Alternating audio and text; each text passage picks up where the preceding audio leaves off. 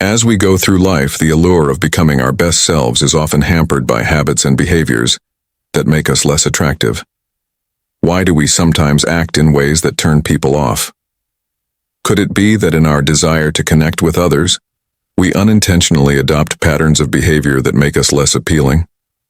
Today, we're going on a Stoic journey to look at 5 habits and behaviors that can make you much less attractive. This study isn't just about finding flaws, it's also about getting to the bottom of them and using the knowledge of Stoic philosophy to change them.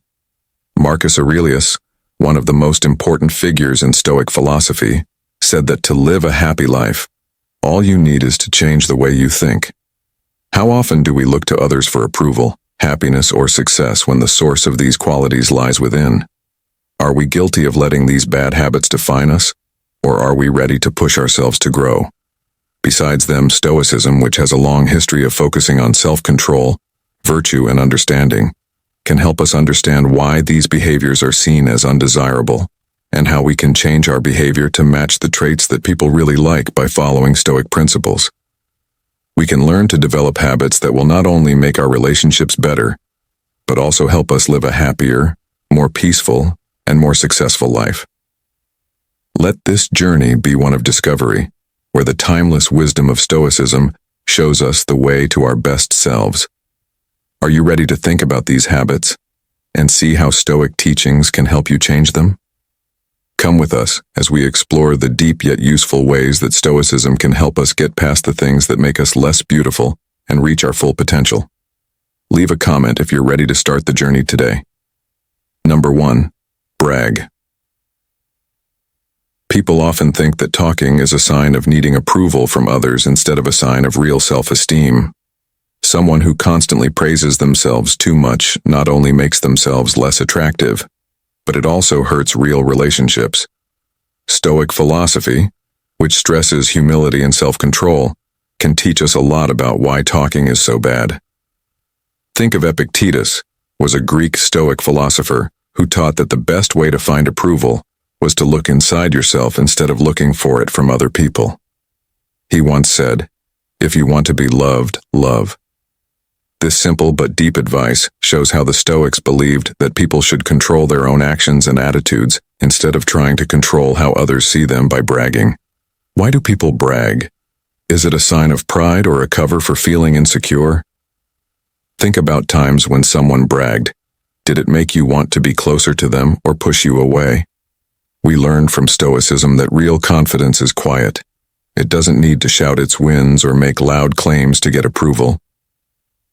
Epictetus also said that what counts is not what happens to you, but how you deal with it. This is especially helpful for learning why bragging isn't attractive. It implies a reactive approach to self-esteem that depends a lot on how other people behave, which is hard to predict and usually only scratches the surface. Stoicism tells us to take charge of our self-worth by developing virtues like discipline, courage, and humility that don't change based on what other people think. So how can we use this Stoic wisdom to become more attractive, not just on the outside, but also in a deep and important way? First, recognize your own accomplishments without putting others down. Then, share your wins in a way that includes and values the work of others. Can you remember a time when someone shared their success in a humble way? How did that make you feel about that person? Marcus Aurelius, a Roman emperor and Stoic philosopher, gave advice that will never go out of style. The best way to get back at someone who hurt you is to be different from them. If someone's bragging made you feel bad, choose to be different. Choose humility over arrogance. Choose sharing over boasting. This will not only boost your self-esteem, but it will also earn you respect and admiration from others. Remember that bragging only drowns out the voice of true virtue. Let your actions speak louder than your words. As a Stoic practice, think about your daily actions every evening and ask yourself, were my actions today in line with the virtues I want to embody? How can I improve? By giving up bragging and embracing Stoic humility, you pave the way for a life full of real relationships and self-respect. This change not only makes you more appealing to others, but it also leads to a life of happiness and inner peace. Remember that if you want to live a full life, let your deeds and virtues guide you, not your words. Number 2. Reactive to reactivity. The tendency to react to situations without thinking them through is a behavior trait that can make a person less attractive and less effective in life.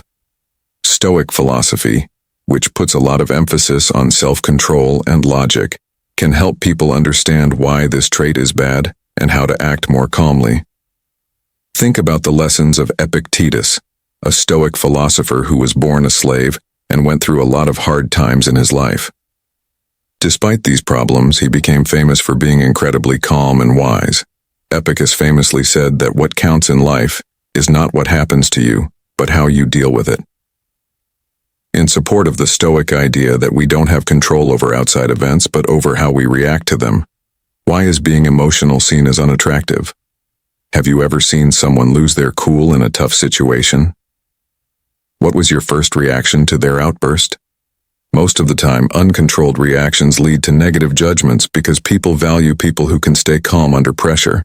For example, Marcus Aurelius was a Roman emperor and Stoic philosopher who was under a lot of pressure on the battlefield and in his administrative duties. Despite these stresses, he is remembered for his philosophical meditations on how to stay calm and keep things in perspective when life gets rough. He said that you should have control over your mind, not outside events. Understand this and you will be strong. The example of Marcus Aurelius shows that you can win respect and true leadership by staying calm and thoughtful, no matter what is going on around you.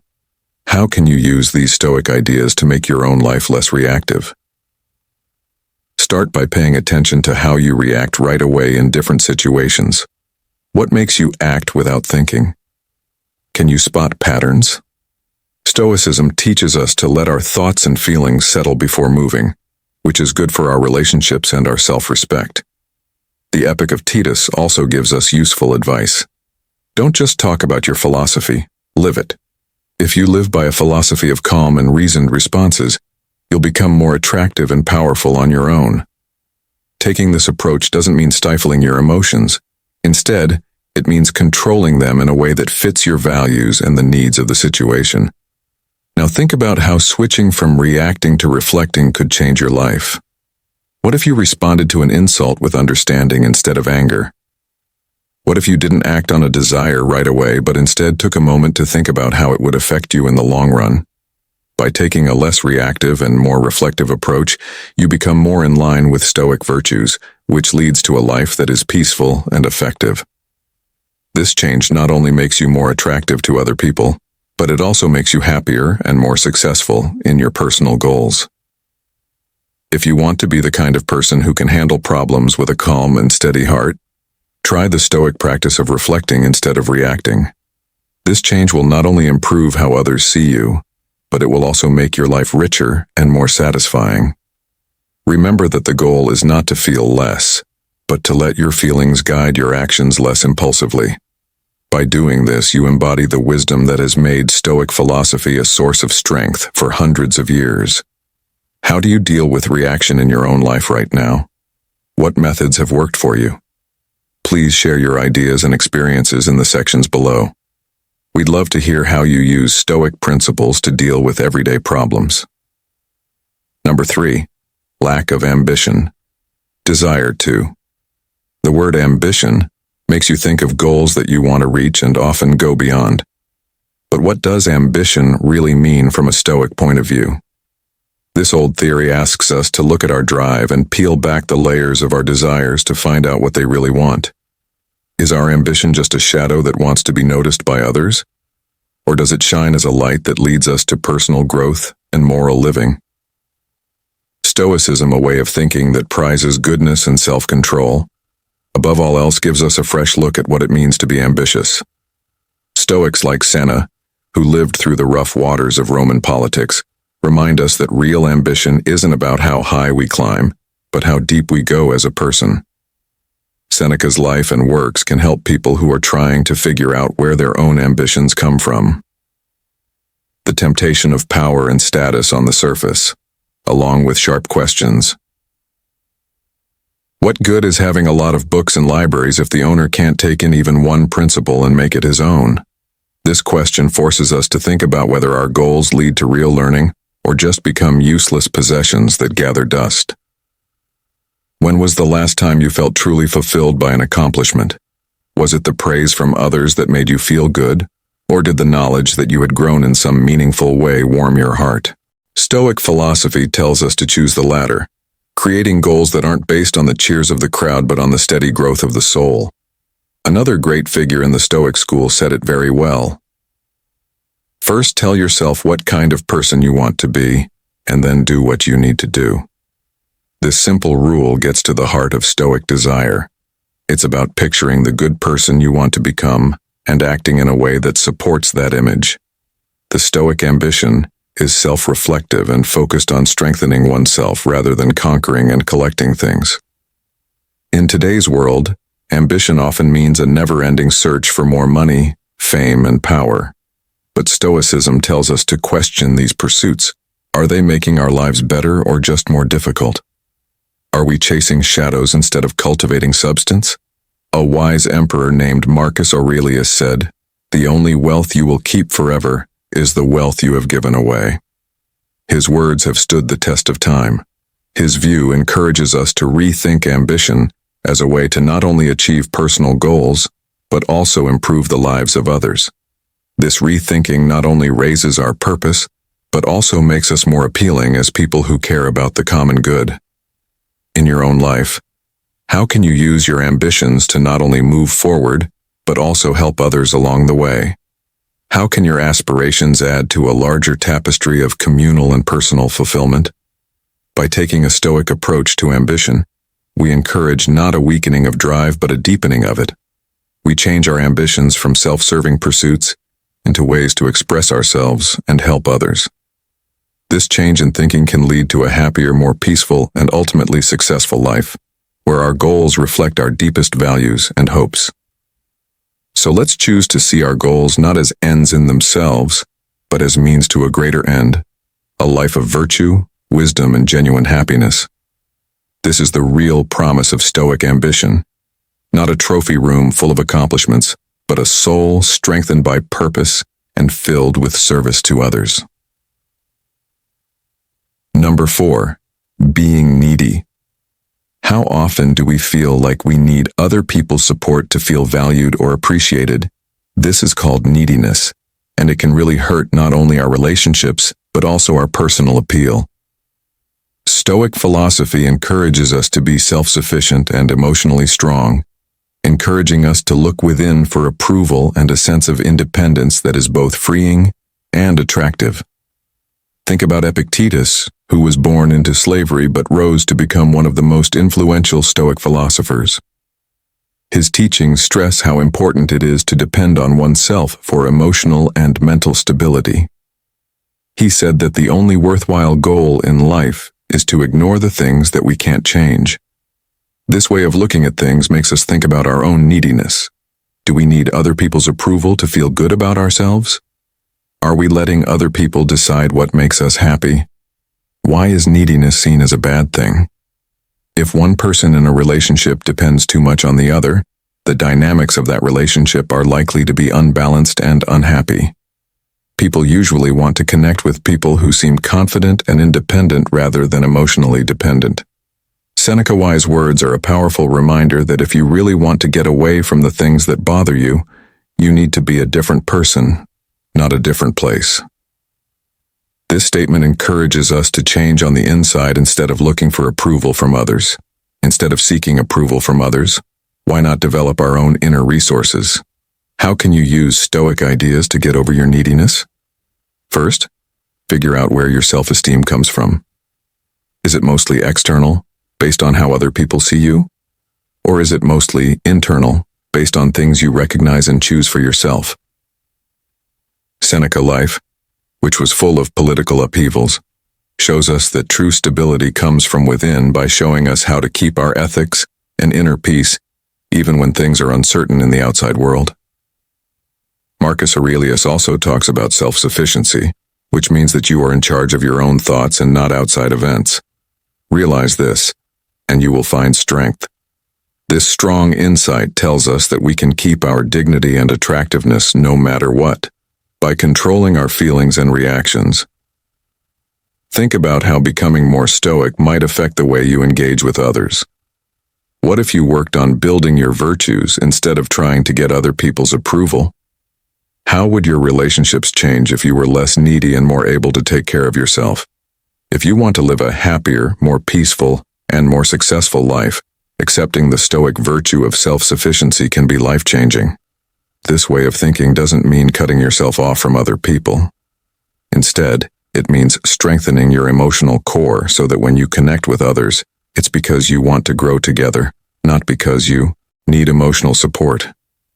We need to do something about this. Develop your inner fortress and let it be the source of your approval instead of looking for it elsewhere. Not only will this make you more attractive, but it will also help make interactions healthier and more balanced.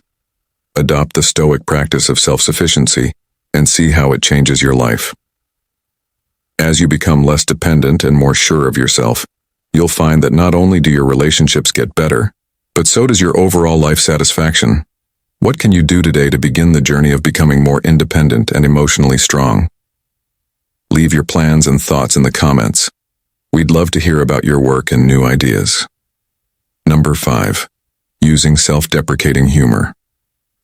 When used rarely, self-deprecating humor can help people be more humble and relatable, but when used too much, it can show low self-esteem and make someone look less attractive. How do we find balance, and what does Stoic philosophy say about this common social tactic? Think about Marcus Aurelius, an emperor who was a Stoic philosopher and was known for his deep reflections on life and government. He believed in the importance of self-awareness and authenticity, and he often wrote about the virtues of knowing oneself truly and presenting that self to the world without pretense. The happiness of your life depends upon the quality of your thoughts, he said, implying that a demeaning view of oneself, even if it is justified, could ruin one's experience of life. Why might self-deprecating humor be appealing? And why is it risky? Have you ever made fun of yourself to make a situation lighter or to seem more approachable? This can make social situations easier for a short time. Putting ourselves down too much can become a habit that makes us feel worse about ourselves instead of making other people like us more. Stoic philosophy, which focuses on toughness and honesty, gives us a way to look at humor as a sign of our inner state epicus. Another famous Stoic taught that we shouldn't base our identity on how other people see us, but should instead build a strong foundation of self-respect and confidence within ourselves. He said, "What bothers us is not what happens to us, but what we think about what happens." It's important to think about what we're trying to achieve when we use self-deprecating humor. For a laugh, we think negatively about ourselves. How can we use Stoic principles to use humor well without hurting our self-worth? First, we need to be aware of what our humor is really for. Is it a shield to hide our real insecurities or a sword to break down social barriers? Getting better at fun. To have a style that lifts others instead of bringing them down, you need to be very self-aware and brave enough to be yourself. Think about how changing how you deal with humor might affect your relationships and how you see yourself. What if you focused on funny things that make you unique instead of funny things that point out your flaws? How might this change not only how other people see you, but also how you see yourself? If you want a more fulfilling and successful life, read the Stoic tips on equanimity and self-acceptance. Using humor in a healthy way can help you connect with others and build a stronger sense of who you are. This fits with the Stoic goal of living in line with your true nature, which leads to more peace and happiness. We need to do something about this. Think about how you use humor in your everyday life. Try to develop a sense of humor that shows a positive view of yourself and helps people connect with you in a real way. Remember that the goal is not to stop being fun, but to make sure that it grows in healthy ways. Positive self-talk and health. Adopt the Stoic way of thinking by changing your comedic expressions so that you don't use humor to put yourself down, but as a way to enjoy life's many challenges. Watch how this changes your relationships and your health in general. What can you do today to make your sense of humor more upbeat and healthy? Please share your thoughts and experiences in the comments. We'd love to hear how you're using Stoic principles to find fun and joy in everyday life as we look at the 5 mistakes we make that make us less attractive. Talk about not having any goals, reactive neediness, and too much comedy that makes fun of oneself. We now know not only what these habits are, but also how they have a huge effect on our lives and relationships. Philosophy of the Stoics shows us how to avoid these problems and behave in a way that earns respect, kindness, and real relationships. In the context of our talk, Marcus Aurelius said that the best way to get back at someone who hurt you is to be unlike them. Getting over behaviors that aren't attractive or make us feel good about ourselves requires us to show virtues that make our relationships and lives better. Each behavior mistake we've talked about is a chance to develop traits like humility, purposefulness, calmness, self-sufficiency, and a healthy sense of self-worth.